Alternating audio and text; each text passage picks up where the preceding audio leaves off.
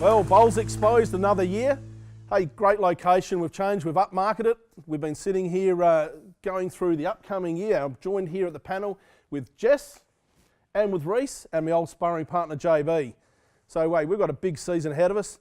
But Jess, welcome to the panel. Thank you. I'm looking forward to it. Good. And you've changed clubs during the off season. I have, yes. I've gone to Adelaide with Adelaide have doubled the amount of women members this year, so they've gone from 4 to 9. So it's going to be a very, very interesting year. So yeah. Excellent. So you're looking forward to it? I'm very much looking forward to it. Yes. Brilliant. And of course, new to the panel, Reese, how are you? Hello TJ, very well, thank you mate. So recruitment down at Modbury's going strong, mate. Yeah, like Jess at Adelaide, they've got more females. We've got some good bowlers finally, so they can get rid of the old skippers like myself and get some good players there. So looking good and obviously looking good for the season as well. It's very exciting and we've had a great off season so far as well, mate, which has been great. And JB, the old sparring partner, mate, how do you see the season panning out? It'll be a great season this one, mate. Really will. Right, so player movements, mate, there's been a few. Plenty of player movements, more than last year. I thought last year we had it big, but big movements this year. So Bowls SA evidently moving into a new building, all because of the transfer fees. Is that right? Absolutely. I think you've got a pay rise, mate. Yeah, well, twice to nothing, still nothing. Yeah, that's good, mate. Thanks, TJ.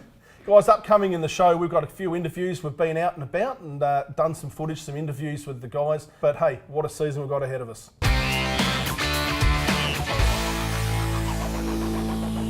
Bowls Exposed, we're everywhere. You never know where we're going to pop up. And look, Nathan Pettersen popped down to the Masters Games and he was caught up with AJ from the Bowls Exposed crew. And look, we'll pop across and see how that featured. What got you into bowls? Bit of primary school. When I went to primary school, my primary school was right next to Westlakes Bowling Club. It was Westlake Shore Primary School, and it was a bit to do with that, and it was a bit to do with me grandparents as well. Just going out watching, and then just going out there after they finish and rolling them down and stuff like that. Yeah. And tell us about some of your achievements.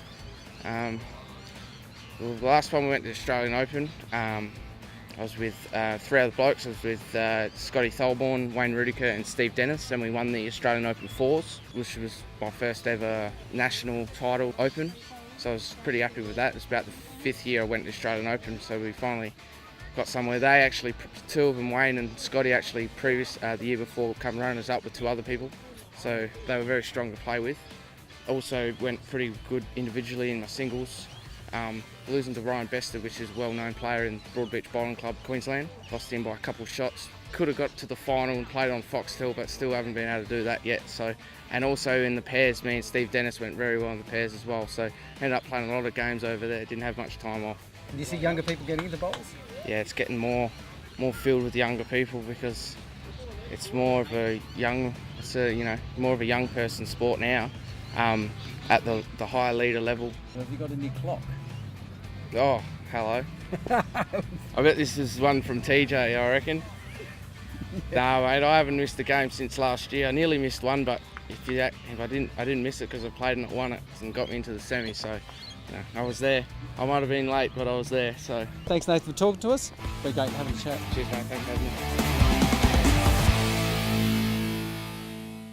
With the season kicking off in round 1, there's been a lot of speculation about player movement, how they're going to fit in, who's going to be skippering, the lineups against who other. But what an absolute ripper start, round 1 of the season. JB, mate, what a cracking start. You couldn't ask for a better matchup. No, it was a great start, wasn't it, mate? It basically went to script. At the end of the day, we had the matchup for Ascot v Adelaide, mate. How'd that pan out for you? Yeah, that was an interesting one. I spent a couple of hours down there looking at that game. Ascot got the jump on them and finished up in front. A good win to Ascot Park at home. And of course Adelaide without Scott Tholborn made a difference. Henley's first time back in the Premier Division since the year 2000. Out to Modbury, and that's the worst possible draw they could have possibly got. But they performed pretty well, mate. They picked up a rink, and the worst losing rink performance was 9 shots down. I think they did pretty well. Modbury looks particularly strong this year, and we can expect some fireworks out of the north. Go to the next game, and we're talking about Salisbury at Holdfast Bay. Great game, Holdy in front, 24 shots half time. Salisbury climbed over the top of them and picked up a win.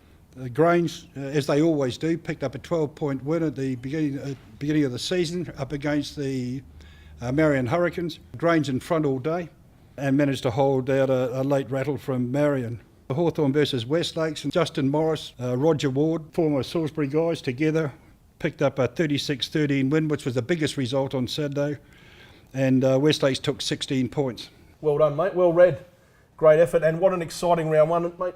The Thunder, off out of the blocks, racing out of the blocks. Yeah, got lucky. Henley played really well. And it's good to see the two new sides into the comp this year, Henley and Salisbury. Obviously, Salisbury's win was fantastic, and look, Henley played very well against us. And at half time, we were pretty much level. And either way, could have gone the result in the end. And look, we were happy to see our two new skippers, Dale Robertson and Gary Thompson.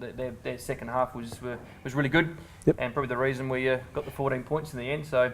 You take 14 points most days, mate, and walk away pretty quick, don't you? Every day of the week. The interesting thing is that we did an interview with Mark Prominence up at Port Pirie not long ago at the Spring Carnival, and what a magnificent event that one is.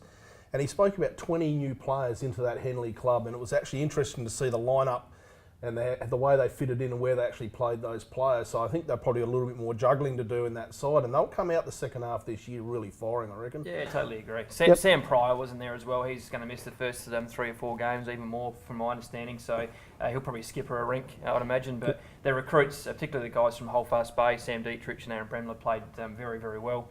Sam's first 15 ends against Simon Dorr were top shelf, so they'll rattle some sides this year. They'll definitely cause some problems. And Jess, life over at the Blues? Yes, our major league team had a good win, I believe, so which is good to show that our second team is strong and going to be very competitive, going on from their grand final loss last year, or prelim loss last year. My team, the major Metro 1 East, we lost by 3 shots, I believe, 3 or 4 shots, so it was good. We were competitive the whole game against Clearview, so yeah, it's going to be a good year. Excellent.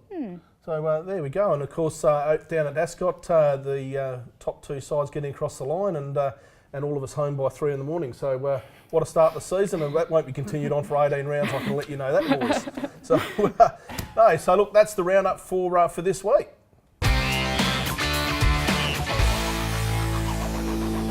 Hey, and joining us right now, Brandon Wiley from the Marion Bowling Club, mate. Thanks for coming along today. Welcome, no worries. We've got Jess here from Adelaide. We've got JB. I believe JB comes from your old stomping ground. He does. He's very well known there. Yep. So, mate, look, you've had an absolutely stellar launch into your bowls career. Walk us through, mate. What do you think one of your biggest highlights would be? Definitely, probably last year, the state pairs with Ben Johnson. We've been playing pairs, obviously, I don't know if a lot of people know, but 5 years ago, practically the same week, we'd won the under-18 pairs. So obviously the goal was to win the state pairs, and to be able to do that it's an awesome feeling, and one I'll bring with me forever. And I know Ben will, he loved it. So, and such a cracking final coming down to an extra end. So yeah, loved it. Yeah. Yep. So JB, you would have seen him growing up. Yeah, right from I think about the age of 14. He's got a wonderful family behind him, of course. There's a couple of lads from the family. Yeah, I think in the early days, if I had to describe Brandon, it would have been at 14. Bit scatterbrained, lost concentration a bit, wanders around the clubhouse. But that 4 years under 18 coaching with the likes of Faye Luke has just changed him, and I'm sure his mum would tell you that. So, Brandon, how you just described then, that's how we describe him every Saturday afternoon. So wandering around the class, scatterbrained, doesn't know what's going on, bit lost, like a stunned magpie just bouncing off the windows, mate. So don't take offence to that. You didn't know I was his mentor, did you? Yes. Yeah, so, mate, look, I actually gone out and watched you play a couple of times, and, your concentration level right up there. What drives that concentration level day in, day out? John's actually hit the nail on the head. Through under-18s, I've learnt a lot. Like, to be honest, like with Faye Luke, she's one of the best coaches I've ever dealt with, for sure. It just teaches you, you need to be concentrating. A green's always changing.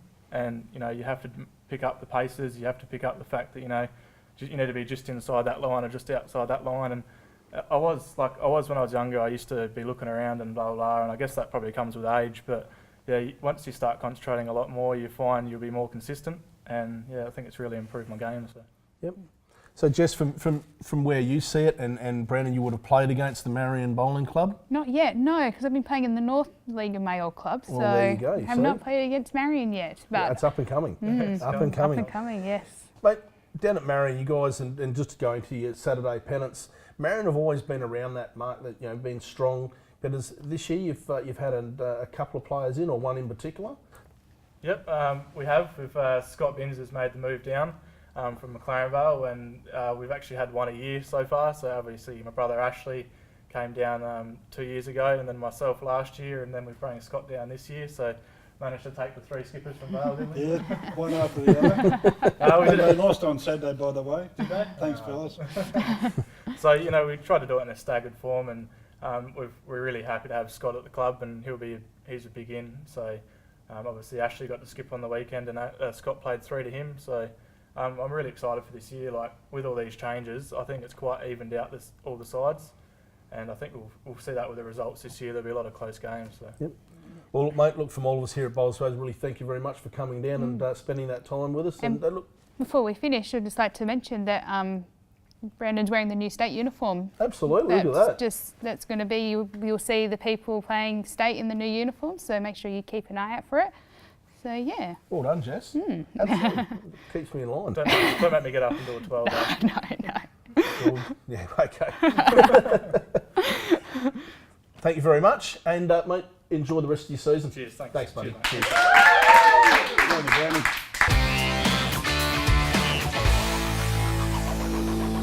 Masters Games, mate. 15th Masters Games. Jess, did you get down and have a look? No, I didn't. I was working, but I saw a lot of them walking around through town, and they all looked very happy to be in Adelaide. So I think some of them will be lucky to be walking around. But hey, look, I tell you what, actually got to compete in it myself, and played down at lo and behold at Ascot Park. oh, how did you go? Hey, we did all right. We got through off the grass onto the carpet, and Reese and I were having a discussion off camera. There was some commentary around the tournaments about how you can play 2 days on grass and go to carpet. And you suggested I was only missing 2 elements to my game, mate. What were they? All I was saying, mate, was it's pretty simple stuff. You get your line right and your weight right, and you're pretty close. I look good in expensive shoes. It really isn't our fault that you can't play on carpet. So don't, sorry. There you go. There you go. The results speak for himself, TJ. Yeah.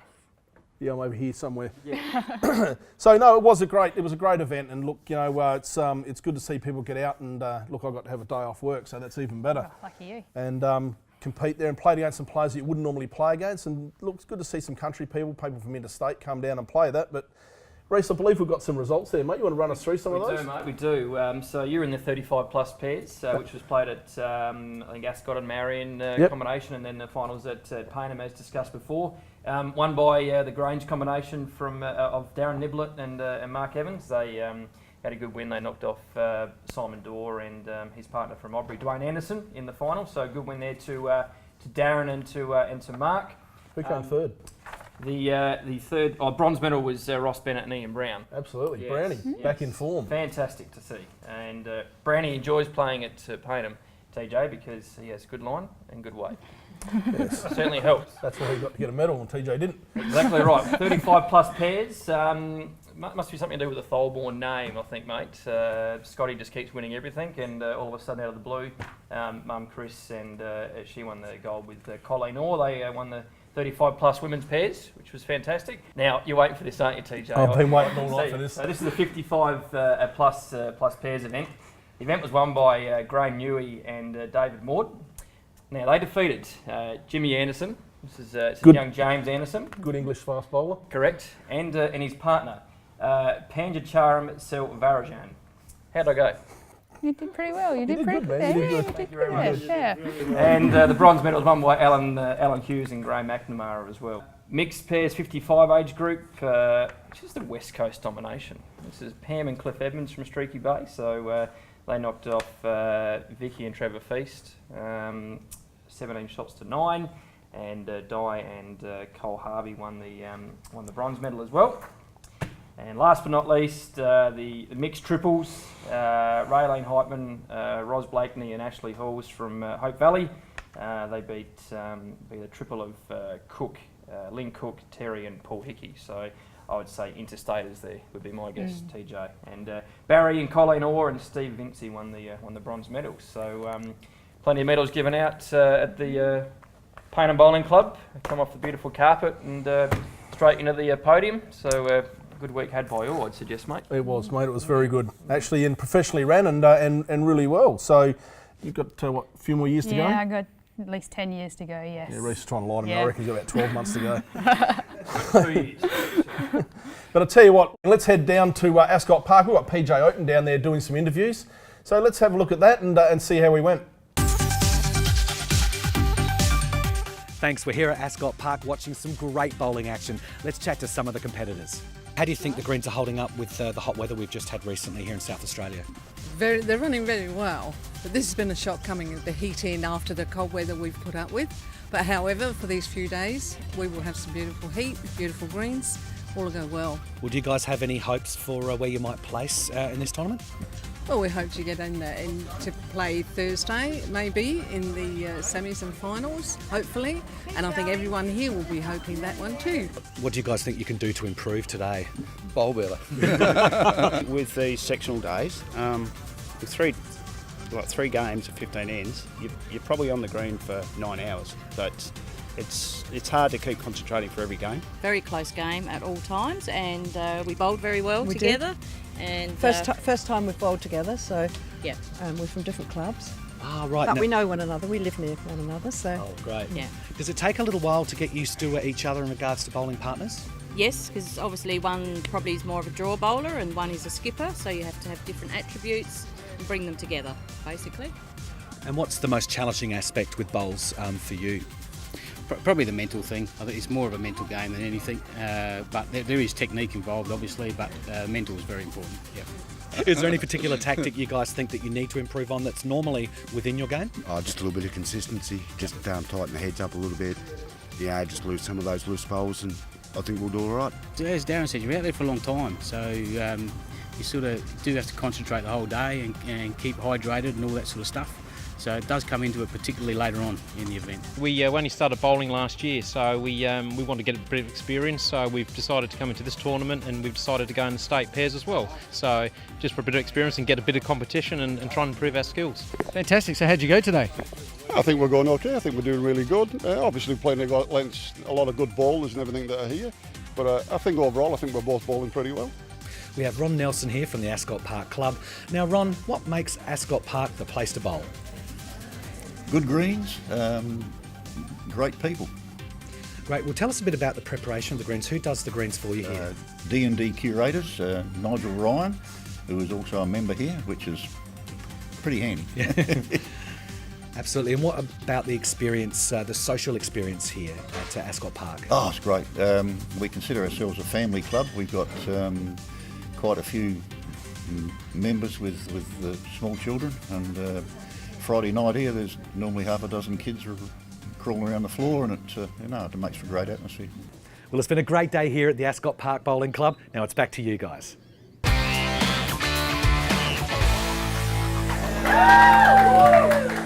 Hey, the beauty of a live audience. Welcome back to Bowls Exposed. Hey, we want to have a bit of a discussion about player movements. Is it healthy for the club? Is it something we want to promote? Why do people leave clubs? I mean, you've just moved from Gawler to Adelaide. Correct, yes. So what was the driving force behind that? Mine was to get me more exposure, to get me my playing career to improve, because Gawler just wasn't giving me the opportunity, and Adelaide said that they would, so yeah. So do you have someone there at the club that I guess is stepping up into more of a coaching mentor role for you at that club as opposed to where you come from? Not at the moment, but a lot of them have put their hand up to say that they will, so I'll probably be taking that on now with daylight savings and being able to get out to training, so yeah. That's brilliant. Reece, from a club like Modbury, you've done a lot of recruitment, so what's that carrot that you throw out there to bring players across from where they are? Some of them been at clubs for a while and they're going to go uproot and then start their new career, I guess, at a new club. We're quite lucky, I guess, from Modbury's point of view. We try to recruit players who are, from a location point of view, live quite close to the club. So yeah, look, that's something we're focused on.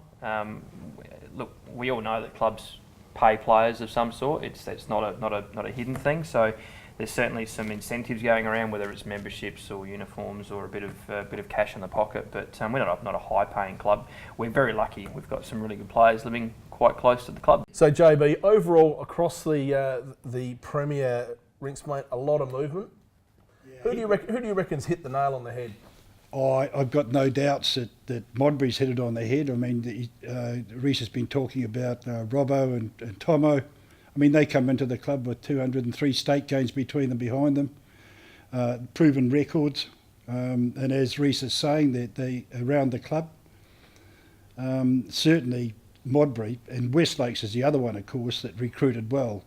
You know, generally they're the two clubs, but Henley's done well as well. You know, those three clubs really have done the best in the what I call the merry-go-round. I mean, last year was bad, but this year is even worse.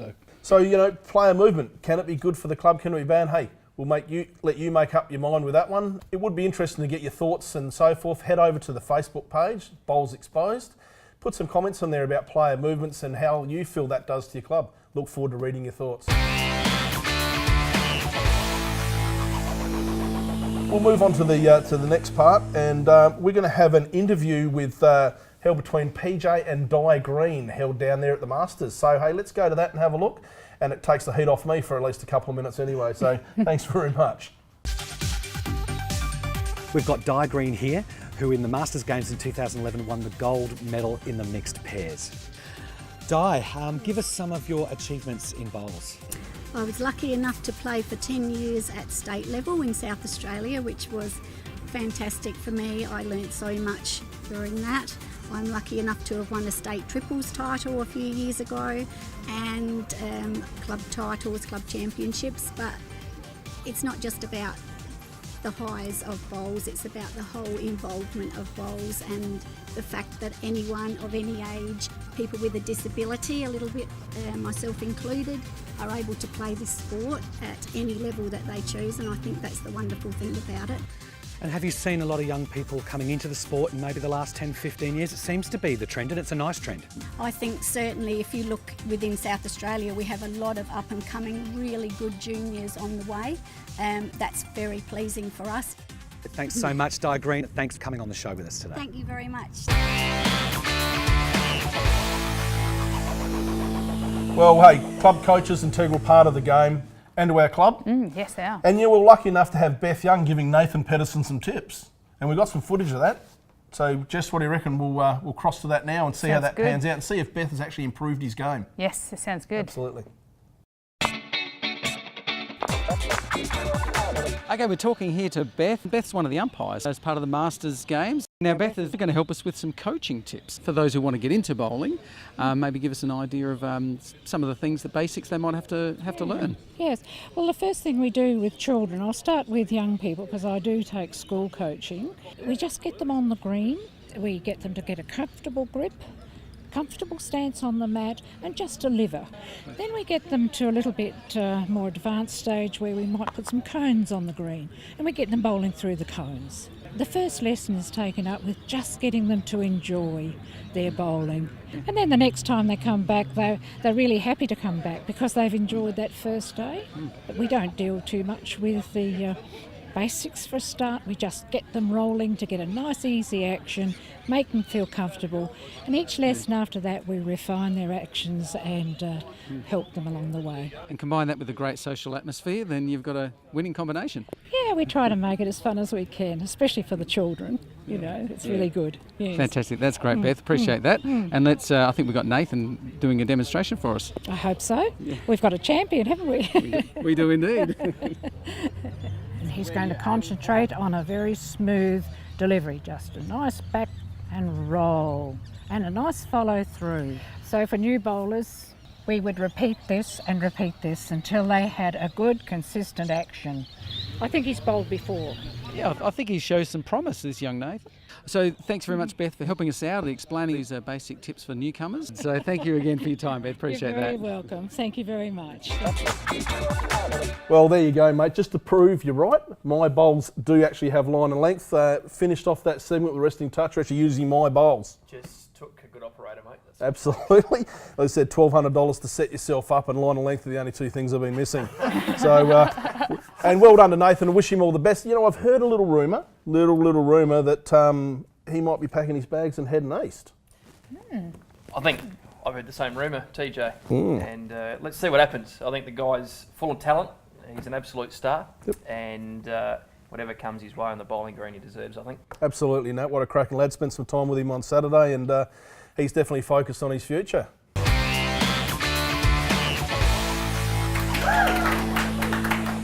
Well, let's have a quick discussion now. Jess, you're telling me off camera, Night Owls still play? Yes, I still play. So I started the team when I was 18 with my family, and we're still going. So 8 years later now. So yeah, we still play. We play Wednesday nights out at Clearview, and we all enjoy it. Good night, good catch up weekly with the family. Yeah, and we will have a great time out there.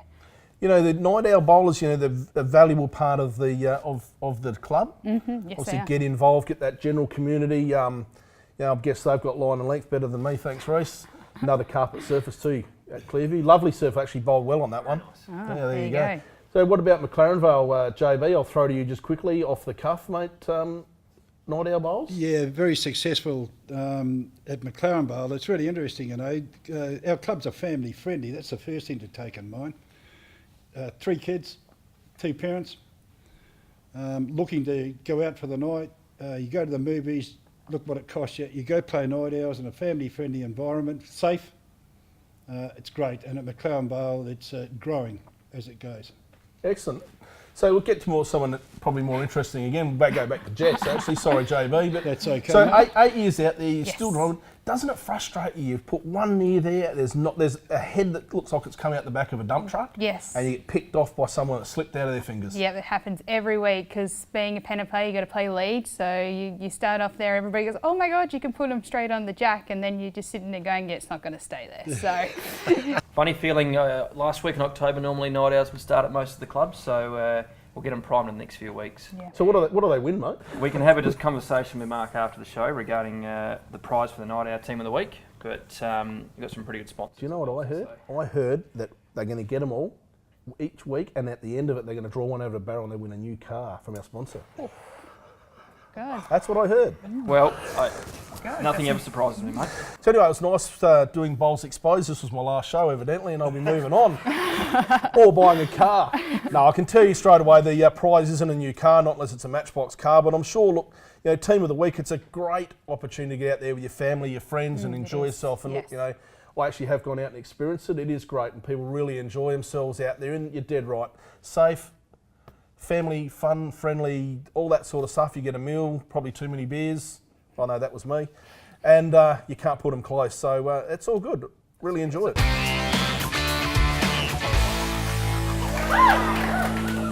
Well, look, that nearly draws us close to an end of our first show. New season, big season ahead. You know, guys, we've spoken about the Night Owls, and we really want as many people out there pushing for as many out there playing Night Owls. Let's get these clubs up, pumping. You know, we've got our own YouTube channel, evidently. Guys, look, head over to our Bowls Exposed page. We want to get as many people in there. We want to hear some of the banter, some of the funny stories, share them with us. Get out there. We might even be kind enough to get you up here in front of the camera and embarrass you just like we embarrass ourselves week in, week out. So, Jess, any parting words before we head on our merry way? Good luck to everybody with the second week of penance, and good bowling to all. Absolutely. And look, you know, with the Bowls Exposed page and with Reece, look, feel free to leave commentary for Reece as well. Very handsome, good. He obviously knows line and length. He's going to give me some coaching tips straight after the show. Reece, what do you got for me, mate? Mate, don't encourage any comments from me on Facebook, whatever you do, please. So we all know how much Reece loves Facebook. So we can edit that out too.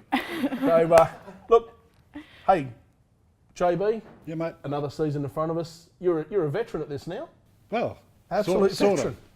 I've lasted a year with you, TJ, so, you know. More than I can say for some of the people I know. And it's quite funny, mate. The oldest bloke in the scene standing up all show too. So and then that's good. We're taking care of it. That's good for his posture, mind you. Standing up is a natural, keeps the 3 curves of your back. So look, from all of us here at Bowls Exposed and to our live audience, thank you very much, and we'll catch up with you on the next show.